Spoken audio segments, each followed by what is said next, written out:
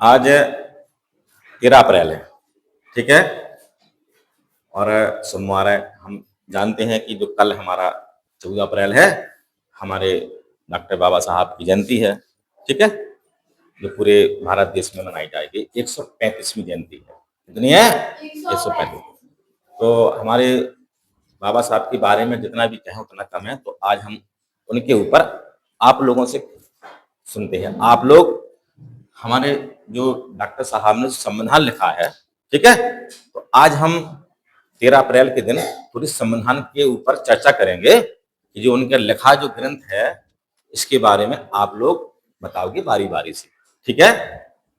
तो हम चलते हैं बच्चों की तरफ। हाँ, तो खुशी आर्या हमारे जो संविधान के निर्माता हैं, इनके बारे में, संविधान के बारे में बताना है।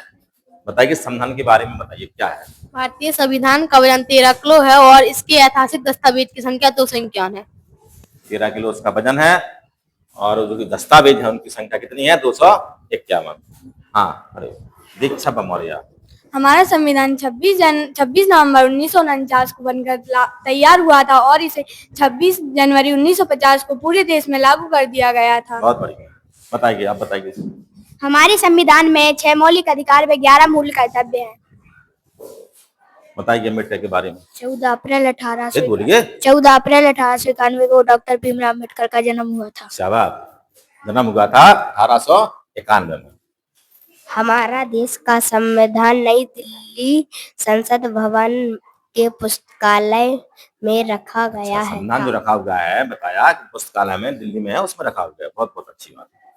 चलिएगा, आप बताइए। संविधान एकता व लोकतंत्र को बढ़ावा देता है, अतः हमें अपने संविधान का सम्मान करना चाहिए। हाँ, संविधान का सम्मान करना चाहिए।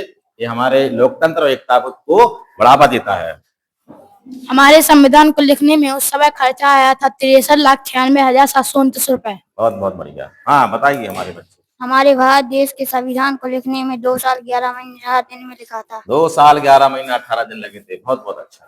हाँ, इंग्लिश में बताएंगे क्या कहते हैं। हाँ, बताइए। हमारे संविधान को इंग्लिश में कहते हैं कॉन्स्टिट्यूशन कहते हैं। बहुत बहुत बच्चे, बहुत बहुत अच्छा। चलिएगा, आप बताइए संविधान के बारे में। हमारे भारतीय संविधान में केवल 8 अनुसूची थी, जिन्हें बाद में संशोधन द्वारा बढ़ाकर 12 किया गया है। अनुच्छेद पहले 395 थे, अब यह 470 के लागू गया। आधिकारिक तौर पर अनुच्छेद 395 ही है, बशर्ते उसमें उप अनुच्छेद भी जोड़े गए हैं, जिससे उनकी संख्या बढ़ गई। पहले भाग 22 से अब 25 हो गए। इस प्रकार हम कह सकते हैं कि हमारे भारतीय संविधान में वर्तमान में 12 अनुसूची तथा 470 अनुच्छेद व 25 भाग। बहुत बहुत धन्यवाद। बहुत अच्छे बच्चों ने बताया संविधान के बारे में। और अब हम जो कल जो हमारी 14 अप्रैल है, कल इसको हम मनाएंगे। तो आज आप लोगों ने इसके बारे में, ठीक है, बताया। बहुत बहुत धन्यवाद। बहुत बहुत अच्छा।